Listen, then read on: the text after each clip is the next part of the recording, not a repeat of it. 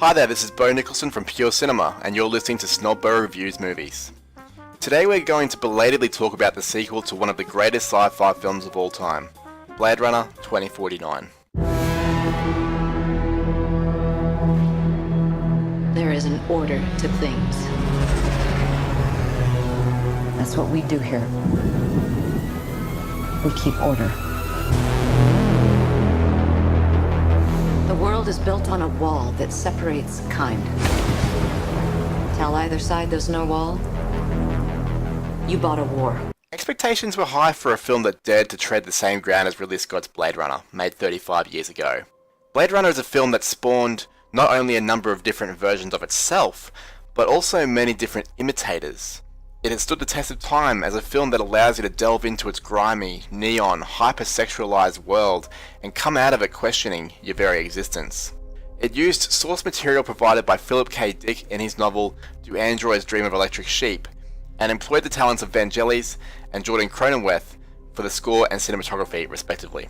Blade Runner, made in 1982, was no mean feat, and to follow it up with a sequel is a task not to be taken lightly. Director Denis Villeneuve was initially hesitant to take on such a project, but upon realizing that he didn't want someone else to, quote, fuck it up, he decided to take on that task himself. And I'm glad that he did. French-Canadian Villeneuve is one of the best filmmakers in the world right now, with recent features all memorable in different ways. Whether it be the confronting themes of Prisoners, the exercise in tension that was Sicario, the wonderful sci-fi Arrival, and now Blade Runner 2049. With this film, you can see that Villeneuve is a fan of the original and has carefully crafted a loving homage that stays true to the themes and philosophies of the source material, while also deploying some of the best in the business to help him tell the story, namely director of photography Roger Deakins and composer Hans Zimmer. Blade Runner 2049 is far from a perfect film. It's long and occasionally plotting, some of the performances are uneven, and there are some problems with the dialogue. Some people will dislike the score from Hans Zimmer and Benjamin Wellfish.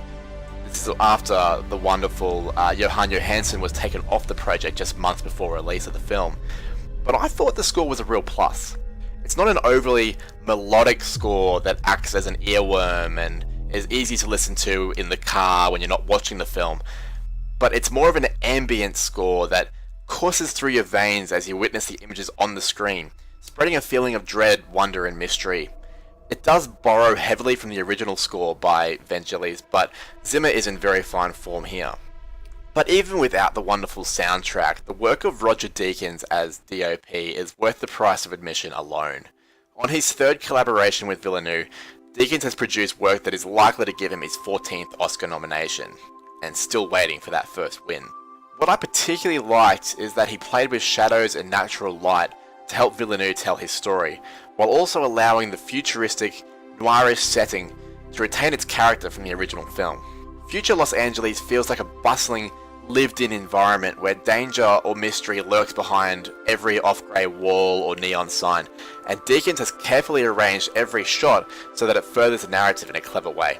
As for the cast, Ryan Gosling has been the target of criticism for a role that some are saying is too brooding or bland, but I enjoyed the nuances of his performance. As Kay, he plays a Blade Runner whose sole purpose is to track down and exterminate illegal replicants, which are essentially artificial humans.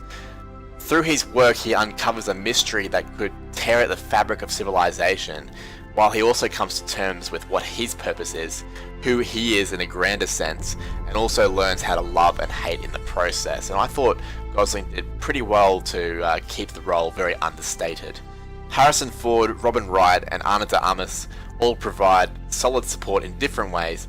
However, Jared Leto falls victim to a few poorly written lines. They load him up with a bunch of expositional dialogue that carries far too much attempted gravitas, and when compared to the wonderful, earth-shattering performance from Rutger Hauer in the original with his immortal Tears in Rain monologue, Leto comes up a little short, but perhaps it's an unfair comparison.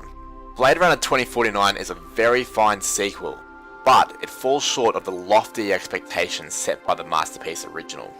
Aside from its punishing length, and let's be pretty honest here, 2 hours and 44 minutes is far too long to sit still in a cinema after drinking a bottle of water, the wonderful thing about the original was that it posed questions about what it meant to be human, and left the audience to implant their own understanding to complete the story. 2049 poses many of the same questions from a different sort of perspective, then proceeds to answer most of these questions for the viewer. Now, some viewers will appreciate that it is wrapped up in a nice, cozy package, and that's okay, but having these questions of humanity is the point of the original film. We are supposed to question the difference between a replicant and a human. We are supposed to be upset when a replicant dies. I mean, don't they have feelings too? They have memories. And what are the traits that make me human? Love, empathy, mercy, hate? With the original, it forces you to fill in more emotional and philosophical gaps than the sequel does, which is something that I enjoyed more. Still, as mentioned earlier, it is a very fine sequel, and its combination of intriguing story and technical prowess of its creators means that Blade Runner 2049 is one of the best movies of the year so far, and it gets 4 stars from me.